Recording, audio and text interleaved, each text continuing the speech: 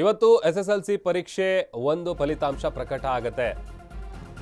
ಬಹಳ ಸ್ಟೂಡೆಂಟ್ಸ್ಗಳು ಎದುರು ನೋಡ್ತಾ ಇರುವಂಥ ದಿನ ಇವತ್ತು. ಬೆಳಗ್ಗೆ 11:30ಕ್ಕೆ ಶಿಕ್ಷಣ ಸಚಿವರಾದಂಥ ಮಧು ಬಂಗಾರಪ್ಪ ಅವರು ಸುದ್ದಿಗೋಷ್ಠಿಯನ್ನು ನಡೆಸ್ತಾರೆ. ಸುದ್ದಿಗೋಷ್ಠಿಯನ್ನು ನಡೆಸಿ ಫಲಿತಾಂಶ ಪ್ರಕಟಿಸುತ್ತಾರೆ ಸಚಿವರು. ಮಧ್ಯಾಹ್ನ 12:30ರ ಬಳಿಕ ಅಫಿಷಿಯಲ್ ವೆಬ್ಸೈಟ್ ಏನಿರುತ್ತೆ ಅದರಲ್ಲಿ SSLC ರಿಸಲ್ಟ್ ಅನ್ನು ಅನೌನ್ಸ್ ಮಾಡಲಾಗುತ್ತೆ. ಇದು ಅಫಿಷಿಯಲ್ ವೆಬ್ಸೈಟ್. ಯಾಕಂತಂದರೆ ರಿಸಲ್ಟ್ ಬಂದಂಥ ಟೈಮ್ನಲ್ಲಿ ಭಾಳಷ್ಟು ಜನ ಬೇರೆ ಬೇರೆ ವೆಬ್ಸೈಟ್ಗಳಲ್ಲಿ ನೋಡ್ತಾರೆ. ಮಾರ್ಚ್ 21ರಿಂದ ಏಪ್ರಿಲ್ 4ರವರೆಗೆ ಈ SSLC ಪರೀಕ್ಷೆ ನಡೆದಿತ್ತು.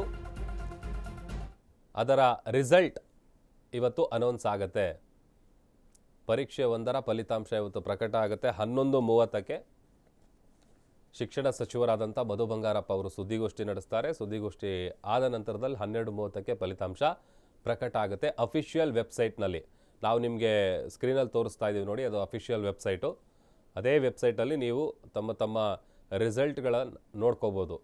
ಯಾಕಂತಂದರೆ ರಿಸಲ್ಟ್ ಬರುವಂಥ ಟೈಮಲ್ಲಿ ಭಾಳಷ್ಟು ಬೇರೆ ಬೇರೆ ವೆಬ್ಸೈಟ್ಗಳು ಫೇಕ್ ವೆಬ್ಸೈಟ್ಗಳಿರ್ತವೆ. ಸೊ ಅದನ್ನು ನೋಡಿಕೊಂಡು ಹುಷಾರಾಗಿ ಅಫಿಷಿಯಲ್ ವೆಬ್ಸೈಟ್ನಲ್ಲಿ ಮಾತ್ರ ಚೆಕ್ ಮಾಡಿ.